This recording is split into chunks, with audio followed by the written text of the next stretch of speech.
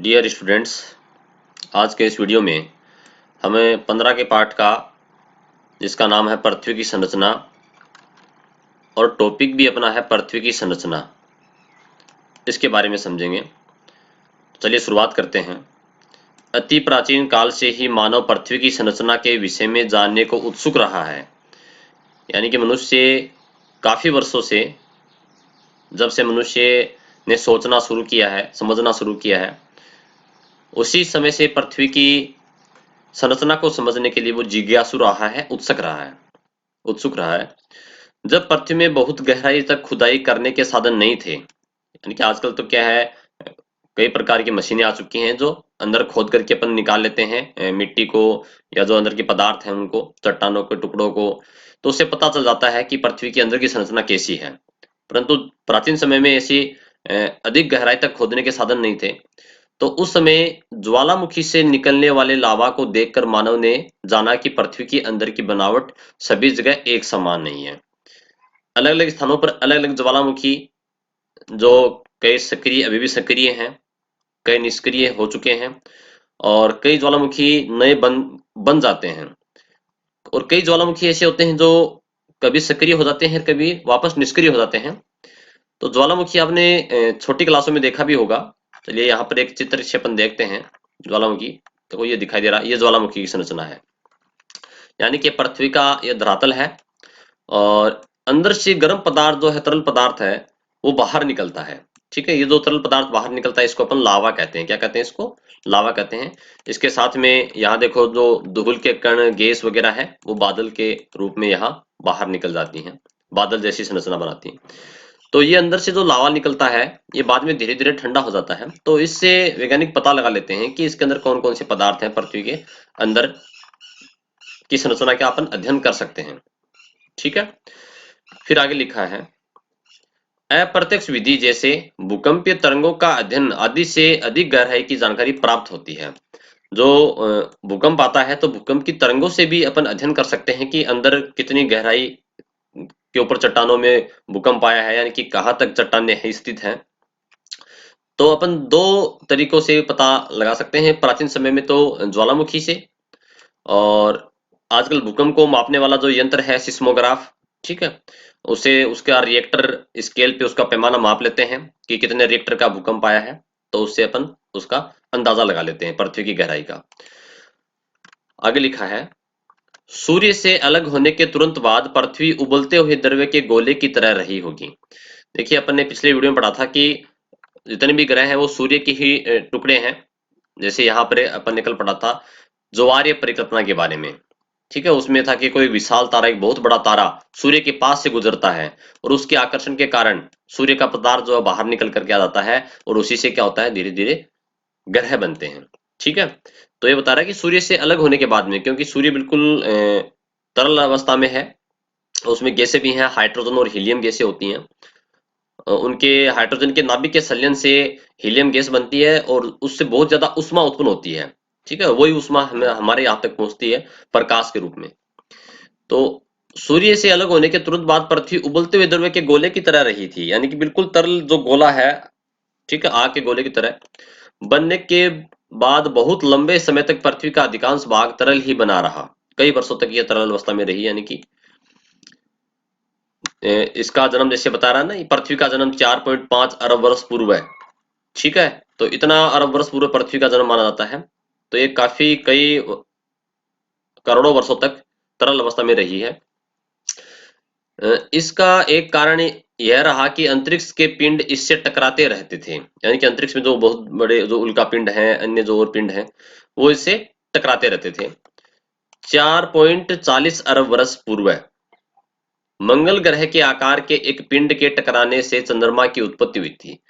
जैसे मान लीजिए, समझिएगा, ये सूर्य है, ठीक है, यहाँ अपनी डायग्राम बना रहे हैं आपको समझने के लिए, और इसके चारों तरफ मान लीजिए ये अपनी पृथ्वी ग्रह है, ये चक्कर लगा रहा है। ठीक है, और पृथ्वी के चारों तरफ जो है ये मंगल ग्रह है, ये पृथ्वी के चारों तरफ इस प्रकार से चक्कर लगाता रहता है। ठीक है, तो यहाँ पर ये जो मंगल ग्रह अपना सॉरी चंद्रमा है, ठीक है, ये पृथ्वी है, और ये चंद्रमा है। तो ये जो चंद्रमा पृथ्वी के चारों तरफ चक्कर लगा रहा है, तो इस चंद्रमा की उत्पत्ति कैसे हुई है?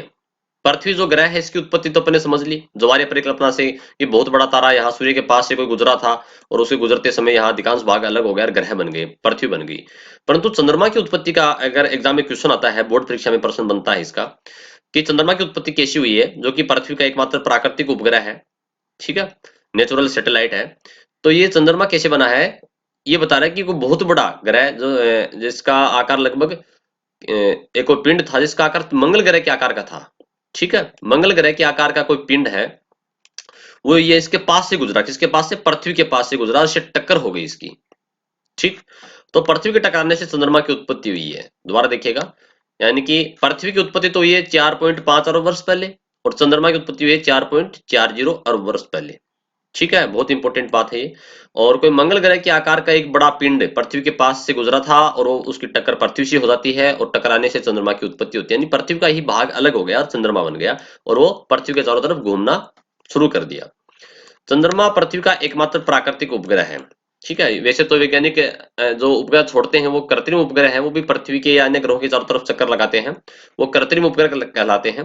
परंतु प्राकृतिक उपग्रह पृथ्वी का एक ही है, अपना चंद्रमा। यह अपनी आकर्षण शक्ति द्वारा समुद्री ज्वार पैदा करता है। देखो समुद्र के अंदर जो लहरें उठती हैं जिसको अपन ज्वार भाटा कहते हैं, तो वो समुद्र में कैसे उठती हैं, यानी कि जो चंद्रमा है वो, जैसे मान लीजिए ये पृथ्वी है और ये चंद्रमा, तो चंद्रमा जो अपने गुरुत्वाकर्षण बल से ये जो समुद्र में जो पानी है इस पानी को ऊपर की तरफ खींचता है अपने गुरुत्वाकर्षण बल से, जिसके कारण ये लहरें ऊपर उठती हैं, ज्वार और भाटा आता है। ज्वार का मतलब लहरें ऊपर उठती हैं, भाटा इनके वापस नीचे उतरती है। तो ये ज्वार भाटा आने का कारण क्या है, जो चंद्रमा है, ठीक है, उस चंद्रमा का गुरुत्वाकर्षण बल। ये यहाँ से क्वेश्चन बन सकता है कि समुद्र में या पृथ्वी पर ज्वार भाटा आने का कारण क्या है, तो ज्वार भाटा पानी के अंदर ही आता है, ठीक है, जो लहरें ऊपर उठती हैं वापस नीचे गिरती हैं, तो वो होता है अपने चंद्रमा के गुरुत्वाकर्षण के कारण। तो आगे लिखा है कि ये अपनी आकर्षण शक्ति, कौन, चंद्रमा अपनी आकर्षण शक्ति द्वारा समुद्री ज्वार पैदा करता है, पृथ्वी के अपनी धुरी पर ठीक से झुकने रहने में मदद करता है। देखिए अपने पिछले वीडियो में पढ़ा था, पृथ्वी जो अपनी धुरी पर 23.5 डिग्री झुकी हुई है, ठीक है, जिसके कारण ऋतुएं बनती हैं, उत्तरायण दक्षिणायन, जो उसके बारे में पढ़ा था। तो ये बता रहा है कि ये जो चंद्रमा है ये पृथ्वी को इसको 23.5 डिग्री झुके रहने में भी मदद करता है, ठीक है। अब प्रश्न आ सकता है कि चंद्रमा से हमें क्या क्या लाभ है, ठीक है। देखिए थोड़ा सा अगर घुमा दिया जाए क्वेश्चन को बोर्ड परीक्षा में कि चंद्रमा से हमें क्या क्या लाभ है, तो चंद्रमा से एक लाभ तो ये है कि पृथ्वी के समुद्र में जो ज्वार भाटा उत्पन्न होते हैं, ज्वार आते हैं, तो उससे क्या होता है, समुद्री जो जीव जंतु है वो लहरों के साथ में जो है वो वहां समुद्र के किनारे पहुंच जाते हैं। जब लहरें उठती हैं तो वो समुद्री जो मत्स्य जीव जंतु हैं उनको किनारे तक ले आते हैं, ठीक है। तो उससे व्यवसायिक उत्पादन जो है, जैसे सीपी है, शंख है, ठीक है, सजावट के तौर पर ये सारी चीजें उत्पन्न होती हैं, पैदा की जाती हैं, या मोती वगैरह है वो भी आ जाते हैं। दूसरा ये बता रहा है कि पृथ्वी को अपनी धुरी पर झुके रहने में मदद करता है, ठीक है। तीसरा बता रहा है पृथ्वी के घूर्णन को धीमा करता है। अगर पृथ्वी चंद्रमा नहीं होता तो पृथ्वी का घूर्णन बहुत ज्यादा होता। अब तो जैसे मान लीजिए अपने घूर्णन में 24 घंटे लगते हैं, ठीक है, 24 घंटे में पृथ्वी एक घूर्णन घूर्णन पूरा करती है, परंतु यदि चंद्रमा नहीं होता तो वो शायद कम समय में 20 घंटे में या 15 घंटे में, ठीक है, अपना घूर्णन पूरा कर लेती। तो इस घूर्णन में सहायता करती है। आगे लिखा है पृथ्वी के ठंडा होने पर बनी चट्टानें कुछ हल्की व कुछ भारी थी। देखो तो पृथ्वी धीरे धीरे ठंडा हो रही थी सूर्य से अलग होने के बाद में, ठीक है, अपने लगभग 4.5 अरब वर्ष पहले। भारी चट्टानें गहरी धंसती गई, जो भारी होंगी वो तो नीचे धंस जाएंगी और जो हल्की चट्टानें वो ऊपर रह गई, ठीक है। ऊपर रही इन हल्की चट्टानों से पृथ्वी की सतह बन गई है। इस पृथ्वी की जो बाहर की सतह अपन देखते हैं, जो मिट्टी है अपने अपन जो, ठीक है, वो बाहरी सतह है। आज हम जानते हैं कि पृथ्वी की संरचना परतों के रूप में है, जैसे प्याज के छिलके। जैसे मान लीजिए अपने प्याज देखा है, प्याज को अपन एक छिलका बाहर होता है, ठीक है ना, फिर उसके अंदर दूसरा छिलका होता है, फिर अंदर तीसरा छिलका होता है। तो वैसे ही इसके भी 3 स्तर हैं, 3 परत हैं, वो अपन आगे पढ़ेंगे। पृथ्वी के केंद्र से सतह की दूरी लगभग 3900 किलोमीटर होने का अनुमान है। बहुत इंपॉर्टेंट लाइन है, इसको अंडरलाइन कर लीजिएगा। यानी कि पृथ्वी का जो केंद्र है, जिस प्रकार से वर्त का केंद्र होता है ना, ठीक है, जैसे पृथ्वी का केंद्र ये रहा, ये पृथ्वी का केंद्र, और यहां से यहां तक इसकी दूरी जो है वो कितना होने का अनुमान है, यानी कि पृथ्वी के केंद्र से सतह की दूरी लगभग 3900 किलोमीटर होने का अनुमान है। पृथ्वी में अभी तक 15 किलोमीटर से अधिक गहराई का छिद्र कर पाना संभव नहीं हुआ है। यानी कि जो मशीन, ड्रिल मशीन है, जो बोरिंग मशीन होती हैं, उन मशीनों से लगभग 15 किलोमीटर तक की गहराई तक का अपन खनन कर चुके हैं, उससे आगे इसको खोदना संभव नहीं हो पाया है, ठीक है। आगे लिखा है पृथ्वी को मोटे तौर पर तीन, ये इंपॉर्टेंट है। देखो पृथ्वी की सतह के बारे में अगर क्वेश्चन बनता है, थोड़ा बड़ा क्वेश्चन बन सकता है, 2 नंबर का या 3 नंबर का, तो यहां से बन के आएगा। पृथ्वी को मोटे तौर पर तीन प्रकार की परतों से बना माना जाता है, यानी कि पृथ्वी जो है वो 3 लेयर की बनी होती है, 3 परतों की बनी होती है। वो तीनों के बारे में पढ़ेंगे अपन एक एक के बारे में। इन परतों की मोटाई का सीमांकन रासायनिक विशेषताओं या यांत्रिक विशेषताओं के आधार पर, यानी कि इसमें जो रासायनिक पदार्थ पाए जाते हैं, ठीक है, और उनके अंदर जो यांत्रिक विशेषताएं होती हैं, जैसे कंपन है, गति है, ठीक है, वो सारी चीजें, तो उनके आधार पर किया गया है। तो सबसे पहले अपन पढ़ते हैं पृथ्वी की ऊपरी सतह, जिसको अपन कहते हैं भूपर्पट्टी, एक ठोस परत है जिसपे अपन चलते हैं। ये सबसे बाहर की दो लेयर देख रहे हैं आप, ठीक है ना, ये भूपर्टी है, ठीक, जो कि पृथ्वी का आवरण है। इसे आगे लिखा है, इसे पृथ्वी की त्वचा भी माना जाता है, यानी कि आवरण या त्वचा बोल दीजिए, की बात है। इसकी मोटाई सभी स्थानों पर एक समान नहीं है। क्यों नहीं है? कहीं तो पहाड़ है, देखो कई पहाड़ हैं, कहीं समतल मैदान है, कहीं घाटियां हैं नीचे, ठीक है। इस अंतर के कारण ही कहीं पहाड़ तो कहीं समुद्र बने हैं। भूतल दो भागों में बांटा जाता है। अब देखो यहां से इंपोर्टेंट बनता है कि पृथ्वी के भूतल को कितने भागों में बांटा गया है, तो 2 भागों में बांटा गया है। एक तो जलमंडल, जल वाला भाग, और एक स्थल मंडल, स्थल पे यानी कि जहां मिट्टी, पहाड़ है, घाटियां हैं, वो स्थल मंडल हो जाएगा, ठीक है। तो आगे लिखा कि वायुमंडल भी स्थल मंडल का ही भाग है। आपने 3 नाम सुने होंगे, जलमंडल, स्थल मंडल और वायुमंडल। तो वास्तव में जो वायुमंडल है, ये वायुमंडल क्या है? ये स्थल मंडल का ही पार्ट है, ठीक है, क्योंकि ये स्थल के ऊपर ही होता है। स्थल मंडल का अधिकांश भाग मृदा से बना है। स्थल यानी कि स्थल का जो भाग है वो किससे बना है? मिट्टी का बना होता है, कहीं पहाड़ भी हैं, ठीक। जल, थल व वायुमंडल का वह भाग जिसमें जीवन पाया जाता है जैवमंडल कहलाता है। बहुत इंपॉर्टेंट है ये क्वेश्चन यहाँ से, कि जैवमंडल किसे कहते हैं? जलमंडल के अंदर, यानी कि जल के अंदर भी जीव पाए जाते हैं, मछलियां वगैरह। थल यानी कि स्थल मंडल के अंदर भी जीव जंतु होते हैं, ठीक है। और वायुमंडल में भी वायु जो जीव जंतु हैं, पक्षी वगैरह हैं, या फिर अपने छोटे जो हवा में बैक्टीरिया वगैरह है, जीवाणु वगैरह है, ठीक है, वायुमंडल में सर्वाइव करते हैं। तो ये तीनों जहां पर जीव पाए जाते हैं, जिसमें जीवन पाया जाता है, वो जीवमंडल कहलाता है। पृथ्वी के अतिरिक्त अन्य किसी ग्रह पर जीवमंडल अभी तक नहीं पाया गया। अपने सौर परिवार की बात करें तो अपने सौर परिवार में 8 ग्रह हैं, और उन 8 ग्रहों में सिर्फ पृथ्वी के ऊपर ही जीवन है, यानी कि जीवमंडल है। बाकी जो 7 अन्य ग्रह हैं, वहां पर जीवन की अभी कोई संभावना नहीं है। परंतु ऐसा अनुमान लगाया जाता है कि भविष्य में आवश्यकता पड़ने पर हम दूसरे ग्रहों पर अपना जीवन यापन, अपनी जो आगे आने वाली पीढ़ियां हैं, वो दूसरे ग्रहों तक पहुंच जाएंगी, और वहां पर वो अपना जीवन यापन कर सकेंगे। क्योंकि एक ऐसा समय आएगा जब पृथ्वी रहने के लायक नहीं रहेगी, बहुत ज्यादा पोल्यूशन हो जाएगा, तो मनुष्य प्रजाति यहाँ पर सर्वाइव नहीं कर पाएगी। इसलिए इसको यहाँ से पलायन करना पड़ेगा, और ऐसे ग्रह की तलाश करनी पड़ेगी जहां पर जीवन की संभावनाएं हो, ठीक है, जहां जीवन बसाया जा सके। और ऐसा भी हो सकता है कि वर्तमान में ऐसा पृथ्वी जैसा कोई दूसरा ग्रह हो जहां पर जीवन चल रहा होगा, मनुष्य या मनुष्य से मिलते जुलते या मनुष्य से अलग अन्य प्रकार के जीव जंतु वहां पर रहते होंगे, परंतु अभी तक हम वहां नहीं पहुंच पाए हैं, ठीक है, वो हमारे पहुंच से परे हैं। परंतु ऐसा अनुमान लगाया जाता है कि आने वाले 10 या 15 वर्षों के अंदर ही हम ऐसे ग्रहों की तलाश कर लेंगे जहां पर जीवन चल रहा है, जहां जीवन अभी पाया जाता है, ठीक है। तो चलिए आगे देखते हैं। पृथ्वी की भूपट्टी की संरचना प्रारंभ से ऐसी नहीं रही है, जैसा अपन देख रहे हैं आज के समय में वैसी नहीं है, पहले तो तरल अवस्था में थी, ठीक है। वर्तमान में भूपट्टी का 70% भाग जल, बहुत इंपॉर्टेंट, अंडरलाइन कर लीजिएगा इसको। पृथ्वी के ऊपर कितना परसेंट जल है? 70% जल है, ठीक है। 30% क्या है? मृदा या मिट्टी है। यह सामान्यतः समतल रहता है, स्थल मंडल जो इसका सामान्यतः समतल रहता है, लेकिन कई पहाड़ हैं, ठीक है। शेष कौन सा? ये जल मंडल की बात कर रहा है। जल मंडल जो है ना, वो तो समतल ही रहता है, ठीक है ना, क्योंकि जल, पानी का लेवल तो बराबर ही रहेगा। और शेष 30% जो भाग है वो क्या है? स्थल मंडल, यानी कि मिट्टी पर बना हुआ है, मैदान है, तो कहीं पर्वत है, तो कहीं मरुस्थल है, कहीं घाटियां हैं, ठीक है। ये सारे उसमें पाए जाते हैं।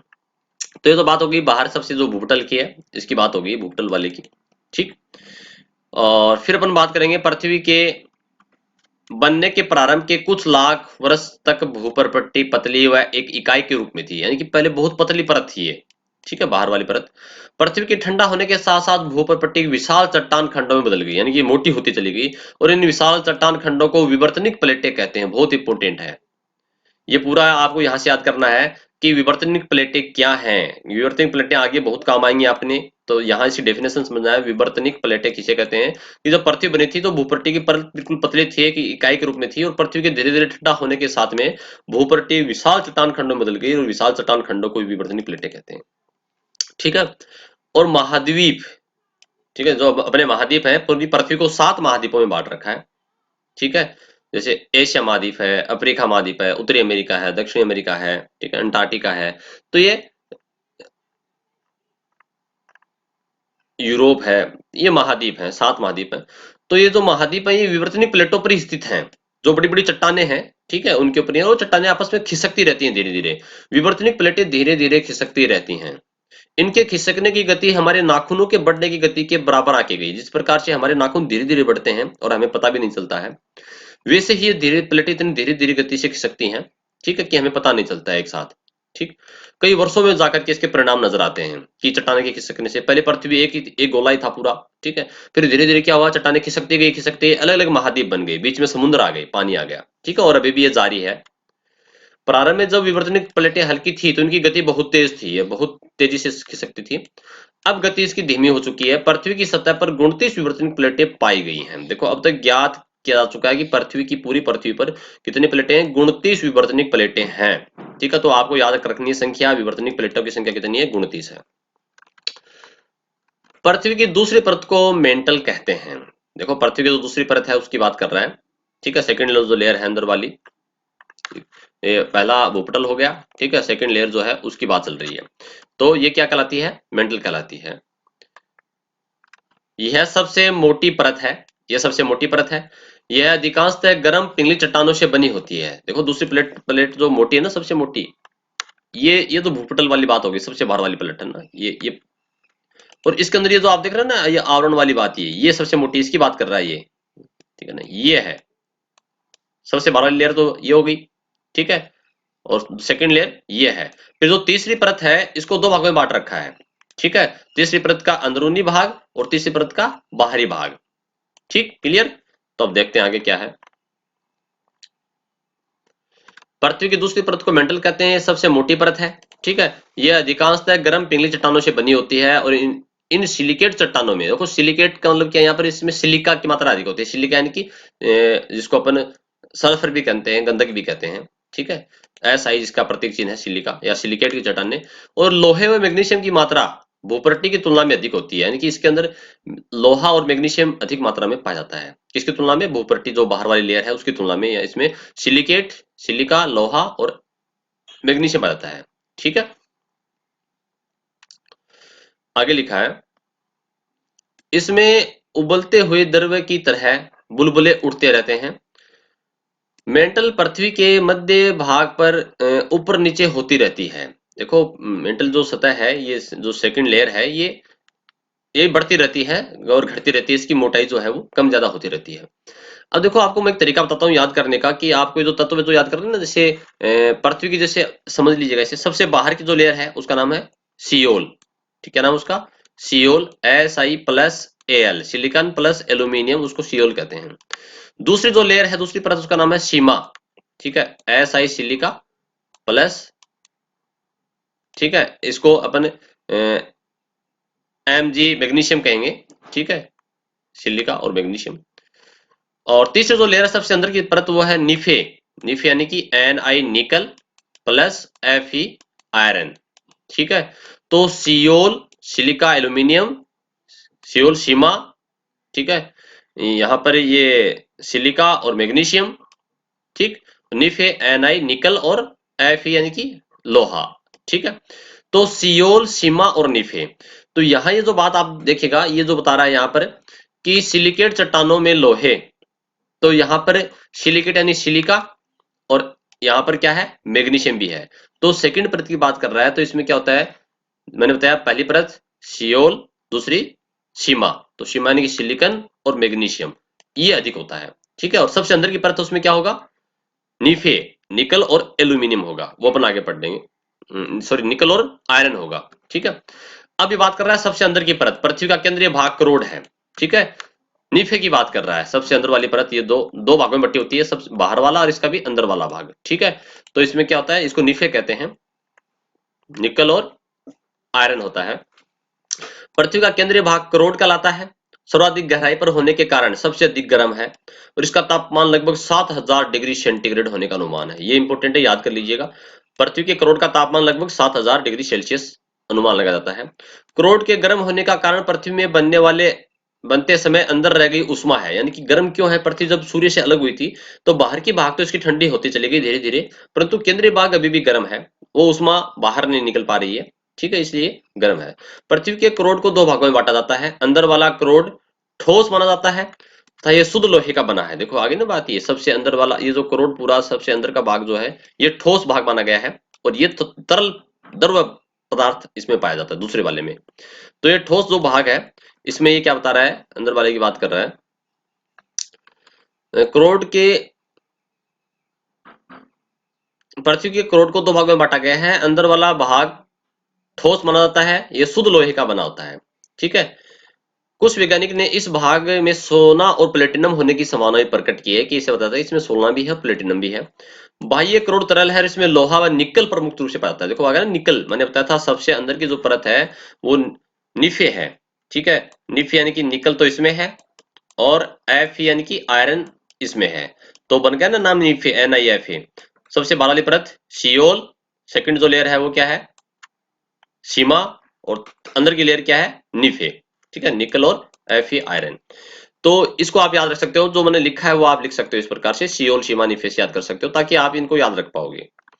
आगे लिखा है, वैज्ञानिकों का मानना है कि करोड़ स्थिर नहीं होकर पृथ्वी से भी तेजी गति से चक्कर लगाता है। देखो ये तो ठोस भाग है अंदर वाला, तो ये तरल भाग जो है जिस प्रकार से पृथ्वी घूर्णन करती है घूमती है, तो ये पदार्थ पृथ्वी तो 24 घंटे में एक अपना घूर्णन पूरा कर लेती है, परंतु ये पदार्थ अपना घूर्णन बड़ी तेजी से पूरा करता है, ठीक है। करोड़ पृथ्वी का सबसे सघन भाग है, इसको सबसे सघन भाग माना गया है। इसका घनत्व भूपृष्ठ की तुलना में बहुत अधिक है, इसका घनत्व भी ज्यादा है। पृथ्वी के चुंबकत्व का कारण करोड़ ही है, बहुत इंपॉर्टेंट लाइन आ गई। देखो पृथ्वी का चुंबकत्व का कारण आपने उत्तरी ध्रुव है दक्षिण ध्रुव है पढ़े होंगे ना, ये उत्तरी ध्रुव है पृथ्वी का, ये दक्षिणी ध्रुव है, ठीक है। अपन चुंबक को जब किसी छड़ चुंबक यानी कि इस प्रकार से छड़ की तरह जो चुंबक है उसको धागे से बांधते हैं और इसको लटका दिया अपन, तो ये हमेशा उत्तरी और दक्षिणी की तरफ ठहरेगी ना, उत्तरी ध्रुव दक्षिण ध्रुव अपन ने पढ़ा है चुंबक में होते हैं। तो इसका ठहरने का कारण क्या है, ये करोड़ के बारे में बता रहा है कि करोड़ जो लोहा और निकल जो है उसके कारण ये इस प्रकार से ठहरती है, ठीक है। तो पृथ्वी के चुंबकत्व का कारण भी क्या है, करोड़ है। पृथ्वी की रासायनिक संरचना उल्काओं के समान है, यानी कि जिस प्रकार से उल्काएं होती हैं वैसे है। तो हो सकता है कि उल्काएं भी सूर्य से अलग होकर के बनी हो, ठीक है, और सूर्य क्या एक तारा है, तो और ये भी हो सकता है कि सूर्य और जो तारे हैं सूर्य की तरह उन तारों से टूट करके उल्काएं बनी हो, ठीक है।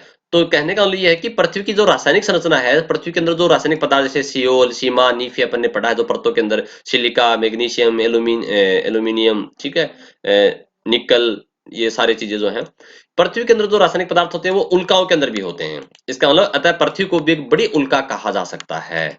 तो ये प्रश्न बन सकता है यहाँ से क्वेश्चन कि क्या आप पृथ्वी को एक बड़ी उल्का कह सकते हैं? हाँ बिल्कुल कह सकते हैं। क्यों कह सकते हैं? क्योंकि जिस प्रकार का उल्काओं का रासायनिक संगठन होता है ठीक वैसा ही संगठन पृथ्वी का रासायनिक संगठन पाया जाता है, इसलिए पृथ्वी को एक बड़ी उल्का भी कहा जा सकता है, ठीक। तो यहां से भी एक बोर्ड एग्जाम के अंदर क्वेश्चन बन सकता है। अब आगे एक टेबल दी गई है, पृथ्वी में पाए जाने वाले प्रमुख तत्व उनकी मात्रा। अब देखो ये यहां से क्वेश्चन बन के आ सकता है कि पृथ्वी के अंदर पाए जाने वाले सबसे अधिक तत्व का नाम लिखिए। तो लोहा है जो कि 34.6%, तो आप सबसे ज्यादा तत्व इसको याद कर सकते हो लोहे को। दूसरा क्वेश्चन इसमें से बन सकता है कि पृथ्वी पर पाए जाने वाली सबसे अधिक जो यहाँ पर तत्व है, क्योंकि अपन तत्वों की बात कर रहे हैं परंतु ये गैसीय अवस्था में है, ठीक है, ये अपना ऑक्सीजन है, ठीक। तो यहाँ पर लोहा आपको याद रखना है कि सबसे ज्यादा तत्व है वो लोहा पाया जाता है, 34.6% पाया जाता है। तो इस प्रकार से हमने आज के इस वीडियो में पृथ्वी की जो संरचना है उसके बारे में जानकारी प्राप्त की, और नेक्स्ट वीडियो में हम पृथ्वी के ऊर्जा तंत्र के बारे में पढ़ेंगे। धन्यवाद।